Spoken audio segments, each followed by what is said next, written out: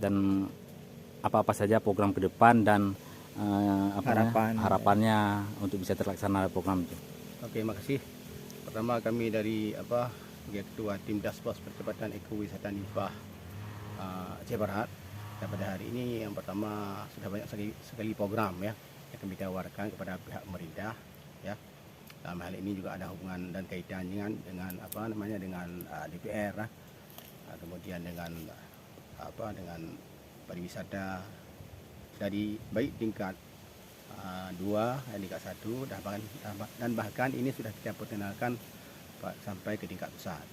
Dan alhamdulillah mereka sangat luar biasa ya kan, menyambut positif tentang rencana pengembangan ya hadirnya ekowisata Nipah di Aceh Barat ini.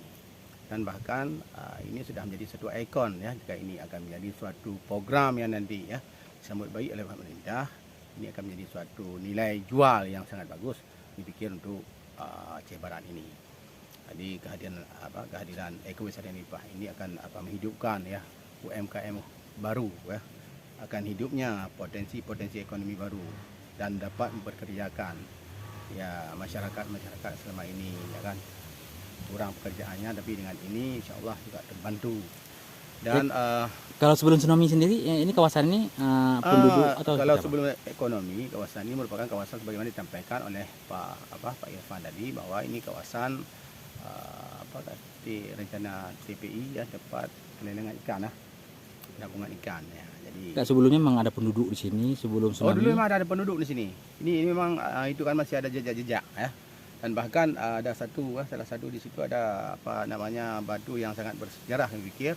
Jadi kami juga menginginkan hadirnya dari tim ya yang mengamati ataupun pihak-pihak purbakala ya untuk melihat kembali untuk meneliti batu tersebut sehingga ini bisa terungkap hendaknya karena juga ada nilai historisnya. Enggak, maksud kami sebelum tsunami apakah di sini dulu pemukiman yang kemudian menjadi pulau-pulau kecil ini? Atau sebelumnya memang jadi ini? Memang ada. Di sini memang daerah pendudukan, tapi setelah tsunami ini semuanya dibebaskan ya.